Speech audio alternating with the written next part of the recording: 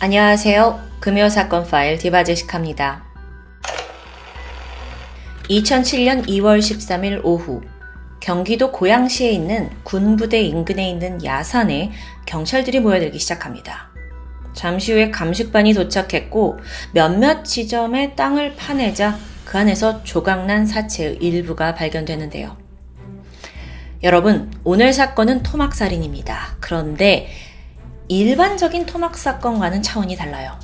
예전 국내에서 발생한 사건들보다 훨씬 더 잔혹하기 때문입니다. 일단 이 야산에서 발견된 시신은 완전히 산산조각난 상태라 형체를 제대로 알아볼 수 없었습니다. 그나마 일부를 끼워 맞추고서야 이게 머리뼈구나 가슴뼈구나 골반뼈구나 정도만 구분할 수 있었어요. 이후 또 다른 구덩이를 팠는데 추가 발굴이 됐죠. 그렇게 야산 일대에서 무려 82조각으로 분해된 유해가 발견됩니다.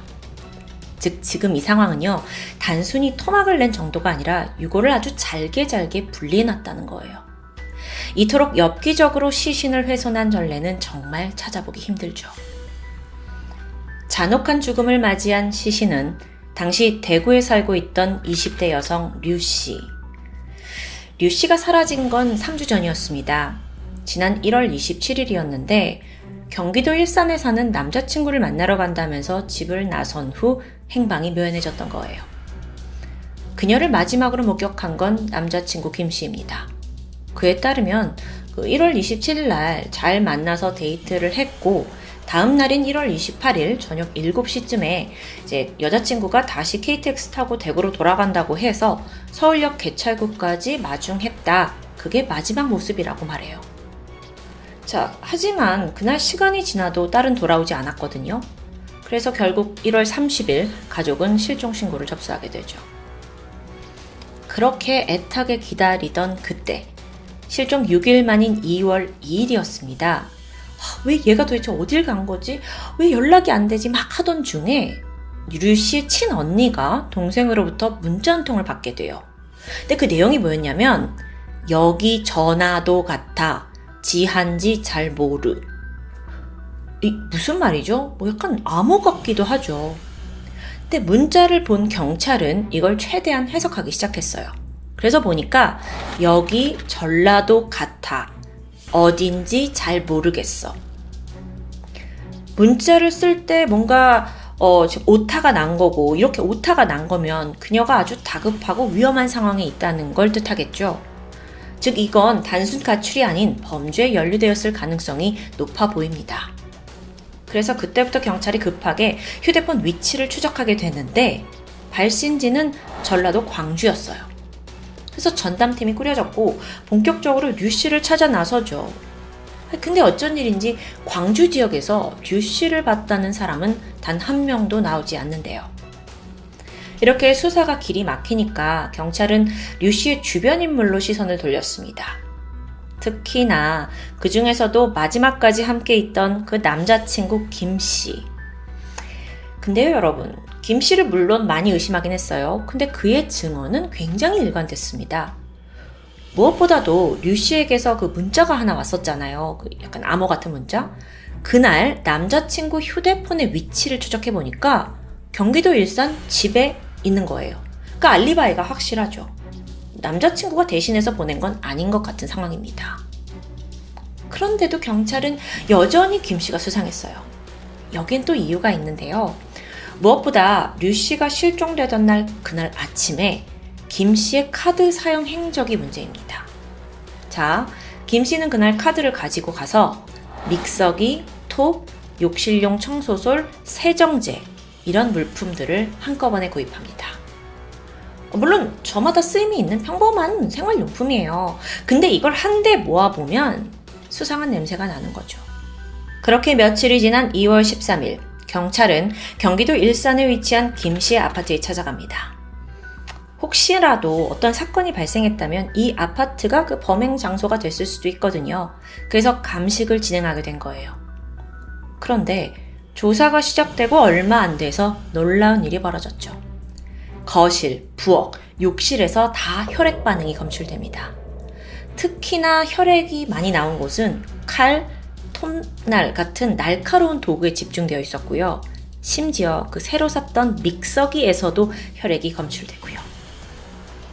모두의 예상대로 DNA 감정을 해보니 혈액은 모두 실종된 류 씨의 것이었습니다. 칼에 묻은 거 또는 그 칼날에 묻은 거 이런 건 뭐 손에 밴 거라고 들러댈 수 있어요.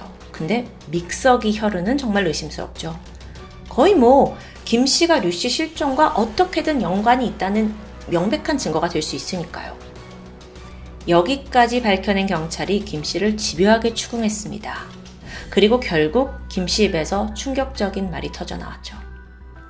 자기가 여자친구 류 씨를 잘게 토막냈고 군부대 근처에 유기했다는 부분입니다. 사건이 발생한 지 19일째 되던 날이었습니다. 우선 이 범인 김 씨에 대해서 좀 알아보면 당시 나이가 32살, 경기도 육군사관에서 복무하는 현역 중사 신분이었습니다. 지난 2004년 11월에 지인의 소개로 류 씨를 만나서 사귀었고요. 현재까지 2년 반 남짓 교제를 해오고 있었죠. 30대 남녀니까 진지하게 만남을 가졌을 겁니다. 그리고 또 2년 반은 결코 짧은 시간이 아니고요. 그래서 김 중사는 그동안 여자친구의 가족들과도 가깝게 지냈다는데요. 그 누구도 김 씨가 류 씨를 살해할 거라고는 상상조차 하지 못했었죠. 하지만 사실 김 씨의 내면은 악마보다 더 잔인하고 비열했습니다. 그리고 이건 당사자인 김 씨와 여자친구 류 씨, 이 두 사람만 알고 있던 사실이었죠. 무슨 사연이 있냐면 여자친구 류 씨가 건선 피부염을 앓고 있었어요. 근데 남자친구는 그녀를 툭 하면 조롱하는 거예요. 근데 이게 그냥 조롱이 아니라 거의 인격 모독 수준이었죠. 어떤 식이냐면 야, 네 피부만 보면 나까지 기분 더러워. 아니 이게 여자친구한테 할 말인가요? 애초부터 왜 사귀었는지 이해가 안 돼요. 이런 피부에 대한 조롱과 핍박 그게 점점 더 심해졌고 두 사람은 만날 때마다 말다툼이 이어졌다고 합니다.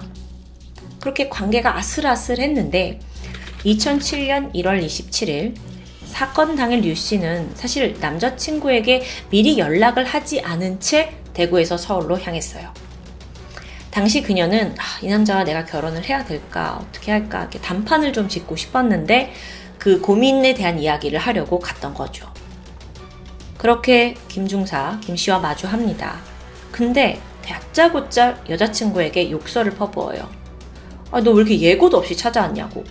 그것도 짜증나는데 내가 서울역까지 마중을 나와야 되냐고. 모든 게 불평이었죠. 사실 이런 행동으로 봐서 평소에 얼마나 류 씨를 무시했는지 좀 짐작이 가죠. 어쨌든 두 사람은 김 씨의 집으로 왔고 28일 새벽입니다.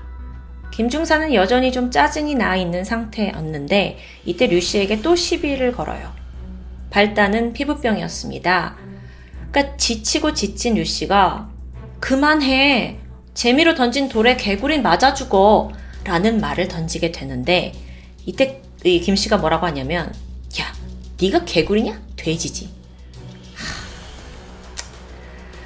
이렇게 실랑이가 오고 갔고 새벽 1시 47분입니다. 마침 이때 김 씨가 배가 고프다며 보쌈을 주문해요. 류 씨에게 같이 먹자고 했지만 이런 상황에서 밥이 넘어갈 리가 있겠습니까? 그래서 안 먹겠다라고 하자 그는 이제 김 씨가 다시 여자친구에게 폭언을 퍼붓습니다. 그러다 류 씨가 한마디예요. 두통약을 얼마나 먹어야 사람이 죽을까? 이걸 들은 김 중사는 사람 쉽게 안 죽는다 라고 빈정거렸어요. 그러자 류 씨가 다시 물었죠. 넌 내가 죽었으면 좋겠어? 김 중사는 네 맘대로 해 하고 가볍게 여겼는데 그러자 류 씨가 입에 약을 털어넣었다고 김 중사가 주장합니다. 두통약 15정과 금연보조제 50정 그렇게 총 65정의 약을 류 씨가 한 번에 복용했다라는 게 이 김 씨의 주장이에요. 그 뒤에 발작 증세를 보이더니 구토를 하고 호흡곤란을 일으키더니 결국 숨이 끊어졌다는데요. 자, 여러분 여기까지가 김 중사가 진술한 내용입니다. 목격자가 전혀 없는 이 둘만의 아파트에서 두 사람 사이에서 벌어진 모든 것을 저희가 정확히 알 수 없어요. 그리고 그게 이 사건의 가장 안타까운 부분이죠. 즉 김 씨는 끝까지 나는 류 씨를 살해한 적이 없고 혼자서 두통약 먹고 죽었다라고 진술한 거예요. 그래요. 그건 말이 될 수 있어. 근데 지금 이거 토막살인이잖아요. 여친이 그렇게 급한 상황이면 119에 신고를 해야지 왜 사체를 훼손했을까?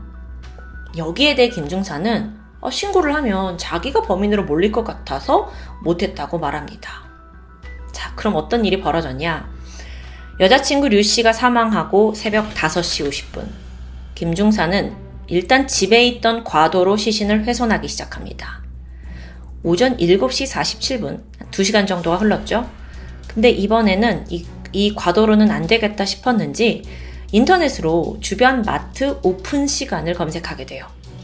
그리고 조금 후에 마트로 가던 길에 피해자가 입고 있던 바지와 신발을 재활용 수거함에 버리게 됩니다. 이후 마트에서 톱, 세정제, 그런 여러 물건들과 함께 믹서기 샀죠. 집으로 돌아왔고요. 오전 10시 반부터 오후 5시까지 그는 오직 토막에 집중했습니다. 본격적으로 사체를 가루내기 시작해요. 살점들은 솥에 넣어가지고 끓였고요. 그걸 또 믹서기에 갈았고요. 그 중에 굵은 뼈는 톱을 이용해 잘랐다고 합니다. 심지어 사체 머리카락마저 주방 가위로 다 잘라내서 거기다 술을 부어가지고 태워버리는 치밀함을 보였어요. 그러니까 뭔가 DNA가 검출될까봐 다 잘라놓고 술까지 부어서 태우는 거죠. 참, 정말 치밀하죠? 이게 어제까지 자기의 여친이었던 사람을 엽기적으로 처리하는 거예요.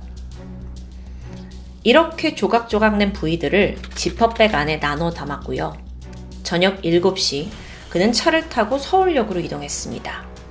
그리고 여기서 1층 남자 화장실에 가서 변기에다가 일부를 유기해요. 또 이어서 찜질방으로 이동한 뒤 그곳 화장실 변기에 나머지를 내려 보냅니다. 근데 이것만으로 모든 걸 유기할 순 없었어요. 다시 집으로 돌아온 뒤 다음 날까지 시신의 남은 부위를 더 잘게 토막냈고요. 그렇게 훼손한 사체를 총 12개의 봉지에 나눠 담고는 홀로 부대 근처에 있는 야산에 올라가서 구덩이를 팝니다. 그리고 이후 머리와 가슴, 골반뼈 이걸 이제 구덩이에 나누어 파묻은 거예요. 제가 이걸 설명하면서도 이게 가능한 일인가? 라는 생각이 들고 너무 괴로운데요. 정말 이게 오늘 토요 미스테리가 아니라 지금 이거 금요사건 파일이거든요. 국내에서 벌어졌다고는 정말 믿기 힘든 유례 없는 훼손과 유기 방식입니다. 마지막으로 김중사는 유가족과 경찰에게 거짓으로 행적에 대해 지어냈어요. 그 류씨가 보냈다던 문자 메시지 기억하시죠? 여기 전라도인데 이런 거. 이거 사실 김중사가 써서 보낸 겁니다. 근데 어떻게 했냐면 의심을 받잖아요. 그래서 자기의 휴대폰은 일산 집에 뒀어요. 그리고 류씨의 핸드폰 들고서 전라도 광주까지 내려간 겁니다. 그리고 납치를 당한 듯 메시지를 막 오타까지 섞어가면서 보내고 자기 다시 집으로 돌아온 거예요. 그러면 자기는 핸드폰을 가지고 있다는 추정하에 계속 일산에 있었다는 알리바이가 성립될 수 있었던 거죠. 정말 악랄하고 치밀하죠. 그러고 보니 그는 지난 12년 동안 의무대대에서 복무한 경력이 있었습니다. 그랬기 때문에 일반인에 비해 이 사체를 다루는 기술이 좀 남달랐던 것으로 추정이 돼요. 근데 아무리 그렇다 한들 이토록 잔인한 방식을 꼭 써야 했는지 이건 의문이 남아있죠. 무엇보다도 이 사람은요, 김 씨는 계속 주장해요. 내가 죽인 게 아니다. 두통약 때문에 죽인 거다. 근데 자기가 직접 그렇게 그녀를 죽인 게 아닌 거라면 왜 굳이 이렇게까지 사체를 처리하는 거죠? 앞뒤가 좀 맞지 않죠? 재판이 시작됩니다. 근데 이게 복병이에요. 범죄 사실은 시인했는데 사실 시신 훼손의 정도가 너무 심해요. 그래서 류씨의 사망 시각, 사망 원인을 제대로 알아내기가 힘든 겁니다. 아까 들으셨던 그 사건 과정은 김씨 진술로만 재구성된 거고요. 그러니까 그의 주장은 일관됩니다. 그래, 사체 토막 내고 유기한 거 맞아. 하지만 살해한 건 아니야. 그러면서 자기는 오히려 쓰러진 류씨를 살리기 위해서 인공호흡을 했다고 하는데요. 그렇게 인공호흡을 하고 나서 죽었다고 판단되니까 사체를 믹서기에 갈아요? 말도 안 되죠. 지금 살인죄는 피해보겠다는 신보예요. 그런데 놀랍게도 군사법원에서 열린 1심에서는 이런 주장이 받아들여졌습니다. 그리고 징역 15년형을 받게 돼요. 피해자를 적극적으로 구조하지 않은 부작위에 의한 살인만 인정된 겁니다. 이 사람의 이제 원천적인 살인죄보다는 당연히 형량이 낮을 수밖에 없죠. 여기에 검찰이 즉각 항소했고요. 그렇게 열린 항소심의 판결은 달랐습니다. 2심 재판부는 김 씨가 이건 적극적으로 살인을 한 거다라고 인정을 했고, 또 80여 개의 조각으로 시신을 이렇게 훼손한 건 분명 지가 저지른 범행을 은폐하려고 한 거다라는 점을 뚜렷하게 판단했습니다. 게다가 여기서 추가적인 부검에서 피해자의 두개골에 타격의 흔적이 나와요. 치아도 꺾여 있었고요. 이건 분명한 폭행의 정황이었죠. 그렇게 살인죄가 인정되면서 김 씨, 김 중사의 형량은 무기징역으로 확정되었습니다. 그런데 여러분, 이런 생각 들지 않으세요? 워낙 금사파에 무기징역범들 자주 등장하죠. 그런데 이렇게까지 정말 극악무도함으로 여자친구 시신을 잔혹하게 훼손한 뇌물 정말 없었거든요. 근데 이런 범죄가 그저 무기징역이라는 한마디로 마무리될 수 있는 걸까요? 김중사 사건이 벌어진 지 이제는 16년이 지났습니다. 혹여라도 한 20년 모범수로 살다가 운 좋게 가석방을 당한다면 그는 곧 출소할 수도 있겠네요. 우린 그런 자와 함께 이 사회를 살게 될지도 모릅니다. 알다시피 우리나라는 실질적 사형 폐지국입니다. 2023년 기준 최근 5년간 1심 사형 판결은 총 4건에 불과했고요. 이 중 대법원에서 사형이 판정된 사례는 없습니다. 저는 사형에 무조건적으로 찬성하는 사람은 아닙니다. 하지만 어쩔 땐 김중사 같은, 이 김씨 같은 범죄자가 언제 죽을지 모르는 불안감에 살게 하고 싶은 마음이 있어요. 그게 좀 더 속 시원하니까요. 게다가 이런 흉악범이 사회로부터 완전히 격리되는 게 맞지 않나 라는 데도 공감하고요. 물론 사형제도는 여전히 어려운 문제지만 부디 국가가 실질적으로 국민을 보호할 수 있는 방향으로 현명한 결정을 해주길 바라고 있습니다. 유례없는 토막살인사건, 지금까지 금요사건 파일 디바제시카였습니다. 안녕하세요. 금요사건 파일 디바제시카입니다. 2013년 9월 16일 밤 11시 강원 태백시 상정동에 있는 한국전력 태백지사 사택에서 여성의 날카로운 비명소리가 들렸습니다. 여긴 한전 직원들이 다수 거주하는 곳이에요. 이 소리를 듣고 사람들이 급하게 문 밖으로 나왔죠? 비명이 들려오는 곳은 202호였습니다. 202호. 여기엔 이제 갓 20살 된 신입사원 A씨와 또 22살의 사원 B씨가 함께 머무는 곳인데요. 직원들이 달려가 보니 202호 앞에는 이미 피가 낭자했고요. 또 문은 굳게 닫혀 있습니다. 문 너머로 비명은 계속 들려오고 있고요. 위급함을 느낀 직원들이 문을 발로 차고 두드리면서 열라고 소리쳤지만 꿈쩍도 하지 않는데요. 그러다 잠시 후 비명 소리가 뚝 끊기고 정적이 이어집니다. 얼마 후 사택 인근에서 한 남성이 긴급히 체포됩니다. 20살의 남성 E씨였죠. 그 역시 한전의 제천지사 소속 신입사원입니다. 그에게 적용된 혐의는 A씨에 대한 살인, 그리고 B씨에 대한 살인 미수였죠. 아니, 버젓이 이 한국의 공기업 사택에서 입사 1년도 채 되지 않은 신입들 사이에서 벌어진 끔찍한 살인사건이란 얘긴데요. 이 비극의 원인은 무엇이었을까요? 우선 반년 전인 2012년 말입니다. 이 피해자 A씨가 한전의 고졸 신입사원 채용에 합격을 해요. 그리고 입사를 하게 되는데 짧은 인턴 기간 끝냈고 2013년 2월부터 연수원에서 입사 교육을 받기 시작합니다. 거기에서 E씨와 처음 만나게 되죠. 두 사람은 고졸 신입사원이라는 동질감이 있었고 그렇게 빠르게 가까워졌는데요. 어느덧 3월부터는 연인 사이로까지 발전하게 되죠. 그런데 얼마 후 A씨는 태백으로 발령이 났고 E씨는 제천으로 발령이 납니다. 약간 장거리 연애가 되는 거죠. 그러면서 이들의 애정전선에 금이 가기 시작합니다. A씨는 연애 경험이 많지 않은 사람이었습니다. 그래서 거의 이제 처음 해보는 이 연애에 남자친구 E씨가 너무도 다정다감했기에 마음을 많이 주었던 것 같아요. A씨 친구들 말을 들어보면 평소에 남자친구 E씨에 대해서 되게 좋은 이야기를 많이 했고 또 친구들 역시 이 커플을 응원해줬고요. 그런데 어느 순간부터 A씨가 남자친구의 집착 때문에 너무 힘들다는 말을 친구들에게 꺼내기 시작합니다. 그 집착의 정도가 너무 심해서 이별을 결심했을 정도라는 고민도 있었죠.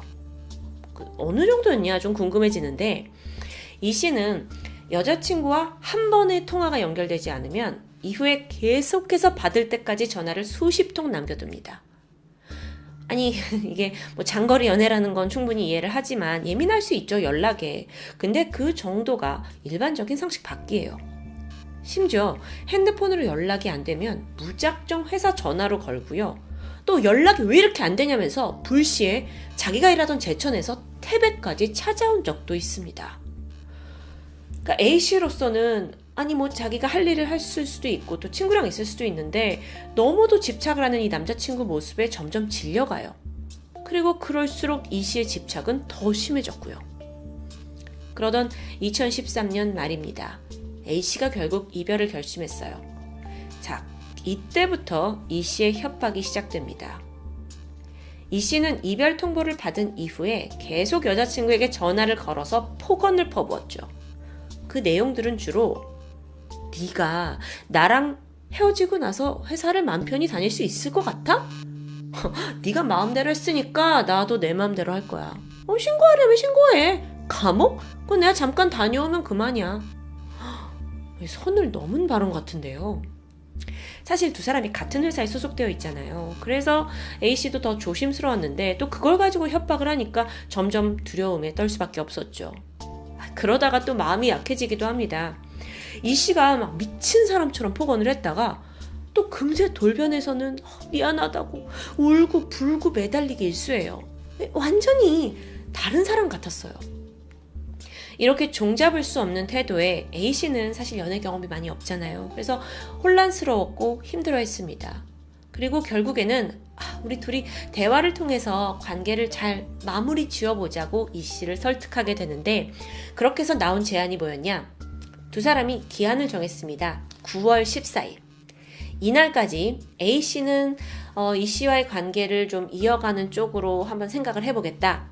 그럼 이제 반대로 남자친구 E씨는 내가 너와 정리하려고 노력하는 쪽으로 한번 생각을 해보겠다. 이런 식으로 둘이 이제 합의를 했던 것 같아요.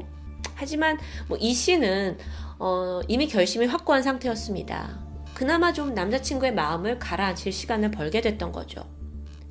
그렇게 약속한 날이 다가왔고 결국 그녀가 뭐라고 하냐면 아무리 생각해봐도 더 이상은 못 사귈 것 같아요 라고 뜻을 확고하게 전달했죠. 이때 E씨는 어떻게 반응했을까요? 마침 그날 E씨의 생일이기도 했습니다. 그래서인지 더 큰 배신감으로 느껴졌던 것으로 보여요. 갑자기 막무가내로 A씨를 차에 태우더니 곧장 광주를 향했죠. 그 사이에 여자친구 핸드폰 뺏어서 창 밖으로 던져버렸고요. 아주 위협적으로 운전하면서 A씨를 정말 그야말로 공포로 밀어넣습니다. 두 사람이 한 모텔에 도착했어요. 방에 들어갔고 E씨는 A씨의 목을 조르면서 협박을 이어갑니다. A씨가 울면서 제발 집에 보내달라고 빌었지만 그렇게 24시간이 지난 다음 날이 되어서야 E씨는 여자친구를 청주에 내려줍니다. 너무 무서웠던 이제 A씨가 곧장 동기를 찾아가서 이 모든 일들을 털어놨어요. 그리고 도움을 받아서 핸드폰을 다시 개통했고 9월 16일부터 출근을 재개하기 시작했죠. 자, 그렇게 상상할 수 없었던 이 사람의 다른 모습을 봤고 협박도 받았고 그러면서 끝날 줄 알았던 집착입니다. 하지만 아니었어요. 9월 16일 E씨는 A씨에게 전화를 걸더니 오늘 내가 태백으로 갈 테니 마지막으로 한 번만 만나달라고 조르기 시작합니다. 근데 A씨는 이미 목숨의 위협을 느꼈잖아요. 그래서 할 말이 없으니까 오지 말라고 거절했지만 E씨는 막무가내예요. 그리고 퇴근 후 그는 A씨를 만나러 제천에 살고 있었으니까 이제 A씨를 만나러 태백으로 갈 준비를 합니다. 그런데 이상하게도 당시 E씨의 손에는 칼이 들려 있었죠. 그는 고속버스를 타고 태백으로 향했습니다. 그리고 무작정 A씨가 살던 사택으로 향했어요. 자기를 이렇게 막 찾아온 E씨의 겁이 질렸죠. 그래서 A씨가 당시 같이 살고 있던 룸메이트 B씨한테 너무 내가 무서우니까 자기를 좀 지켜봐 달라고 부탁합니다. B씨가 그렇게 하겠다고 안심을 시켰고, 이후 E씨와 A씨는 이 사택의 인근에서 1시간에서 2시간 정도 대화를 나누기 시작합니다. 한편 기다리고 있던 룸메이트는 A씨의 귀가가 늦어지니까 걱정이 돼서 밖으로 찾으러 나갔어요. 그리고 두 사람을 마주했죠. 너무 이제 시간이 늦었으니까 좀 들어가자 라고 말했는데, 이때 E씨가 도발합니다. 남의 연애사에 신경 끄세요. 굉장히 신경질적인 반응이었죠. 이제 이 분위기가 조금 험악해지니까 A씨가 언니 제가 11시까지 들어갈게요. 먼저 들어가요 라면서 돌려보냈고, 그렇게 룸메이트는 별 수 없이 홀로 들어오게 되죠. 이후에 E씨와 A씨는 계속 대화를 이어갑니다. 좀 잘 풀리는 것 같기도 했다고 해요. 물론 이건 E씨의 진술입니다. 자, 이 질긴 악연을 두 사람이 마무리하기로 합의했고, 집 안까지 계속 같이 걸어왔습니다. 그리고 마지막으로 인사를 나누던 중 E씨가 물었죠. 나는 너를 쉽게 못 잊을 것 같은데 넌 나 잊을 수 있어? 이 질문에 A씨가 이렇게 대답했다고 해요. 나는 사귀는 동안 싫은 걸 꾹 참아왔어. A씨도 참다가 내뱉은 말이었을 겁니다. 그런데 이 말이 곧 비극의 시작이 됩니다. 말을 끝내고 집으로 들어가기 위해서 몸을 돌려요. 그런데 그 순간 E씨가 그녀의 목을 칼로 찔렀던 겁니다. 너무도 집 앞에서 당한 갑작스러운 공격이에요. 그래서 비명을 질렀죠. 그런데 이 소리를 듣고 안에 있던 룸메이트 B씨가 문을 열고 뛰어나옵니다. 근데 딱 보니까 칼을 들고 있는 E씨가 서 있는 거예요. 이게 안 되겠구나 싶어서 B씨가 사고를 막기 위해 맨손으로 그를 막아섰죠. 하지만 역부족이었습니다. E씨는 그래서 룸메이트 B씨까지 5번 이상 칼로 공격합니다. 이 B씨가 공격을 당하면서도 진짜 온몸을 다해서 E씨를 뿌리쳤고요. 아주 힘겹게 다시 방으로 들어오게 돼요. 그리고 방문을 잠그고 경찰에 신고 전화를 했던 겁니다. 당시에 목이 찔려서 성대를 다쳤거든요. 그래서 목소리도 제대로 나오지 않았다고 해요. 하지만 살아야겠다는 정신력으로 신고를 했고, 그 전화가 끝나자마자 쓰러지고 말죠. 자, 그러면서 같은 시각 이 비명 소리를 들은 사택 내 직원들이 모여들게 됩니다. 이성을 잃어버린 E씨는, 자, B씨는 지금 방에 숨어 있고 A씨가 쓰러져 있잖아요. 그 A씨를 추가로 더 공격했습니다. 그러면서 밖에서는 이제 문 열어라 라고 소리치는 직원들 소리가 막 울려 퍼져요. 그러니까 퍼뜩 정신이 들었는지 흉기와 그 흩어져 있던 자기 소지품들을 챙겨서 창 밖으로 뛰어내려 도주했죠. 하지만 얼마 못 가서 경찰에 체포됐던 겁니다. 너무도 안타깝게도 피해자 A씨는 과다출혈로 현장에서 사망했고요. B씨는 생명에는 지장이 없었지만 목과 손에 중상을 입어서 병원으로 후송됩니다. 자, 체포가 됐어요. 그런데 E씨가 뭐라고 하냐면, 잘 기억이 나질 않아요. 제가 무슨 정신으로 그랬는지 모르겠어요. 라는 정말 한 대 치고 싶은 말을 하게 되죠. 그러면서 주장을 하는 게 뭐였냐면, 남녀 사이에 이제 이별을 하다 보니 내가 분노에 의해서 우발적인 범행을 저질렀다는데, 여러분 기억하시죠? 그는 태백으로 오기 전에 미리 칼을 챙겨왔습니다. 누가 여자친구를 만나는데 칼을 챙겨갑니까? 신빙성이 없는 주장이에요. 심지어 E씨의 핸드폰을 조사해봤더니 살인 미수 형량, 이걸 검색한 기록이 남아있어요. 근데 E씨는 계속해서 내가 태백에 가기 전에 술을 이미 마신 상황이어서 잘 기억이 나지 않는다, 이 심신미약 주장하는 겁니다. 그런데 여러분 기억하세요? 이 범행 직전에 B씨가 잠깐 문 밖에 나가서 그 집 밖에서 E씨와 대화를 나눴잖아요. 그때 E씨는 전혀 술 냄새가 나지 않았고 발음도 또박또박했고 술에 취한 것처럼 보이지 않았다고 진술했습니다. 검찰도 이 주장을 받아들이진 않았고요. 이 씨는 계속해서 자기 술 마셔서 기억 안 난대요. 근데 또 A 씨와 그 이제 사택 인근에서 한두 시간 동안 나눴다는 그 대화에서만큼은 매우 자세하게 진술합니다. 앞서 제가 설명드린 두 사람의 대화 내용도 모두 이 씨의 진술에 기인한 거예요. 따라서 이게 100% 사실인지 아닌지는 명확히 알 수 없죠. 참고로 이제 피해자 A 씨의 친구들은 그렇게 당해왔던 A 씨가 그 순간 이 씨를 자극할 만한 말을 할 성격이 아니라고 주장하고 있는데요. 어쨌든 검찰도 이 씨가 자기한테 유리한 부분만 또렷이 기억하고 있다라고 감지했고 신빙성이 떨어진다고 생각했어요. 게다가 생각나세요? 범행을 저지른 직후에 자기 소지품 다 챙겨가지고 도주했잖아요. 왜? 자기 소지품 있으면 자기가 바로 용의자로 지목될 거니까요. 또 밖에서 사람들이 문을 열라고 막 두드리는 가운데도 자기는 또 수십 차례 A씨를 공격했고요. 심신미약을 이걸 과연 받을 수 있을까요? 무엇보다도 그때의 심신미약을 떠나서 지난 몇 달 동안 지속적으로 A씨에 대해 유사 스토킹과 협박을 해온 것은 계획범행의 일부라고 볼 수 있는 근거입니다. 그래서 검찰은 이 모든 증거를 종합해서 E씨에게 사형을 줘야 한다고 주장했고요. 그러자 E씨 측이 황당하기 짝이 없는 주장을 펼칩니다. 이 변호사가 E씨가 고등학생 때 받았던 상장 같은 걸 막 증거로 제출해요. 그러면서 얘가 원래는 착실하고 성실한 학생이다 라는 이미지 메이킹을 했고요. 또 이혼 가정에서 자랐다는 이유로 불우한 가정 환경을 이제 내세우면서 동정심을 유도한 겁니다. 또 한 가지는 이제 막 20살 되지 않았습니까? 이건 미성년자나 다름없다 라는 걸 강조하면서 살인 미수 형량을 검색한 것은 칼을 가지고 이제 협박한 것 자체가 살인 미수라고 오해해서 그런 거라는 입장이었죠. 뭔 소리야. 이 씨의 재판은 당시 국민참여재판으로 진행이 되었는데요. 이 씨가 재판 내내 배심원단의 앞에서 눈물을 흘렸다고 해요.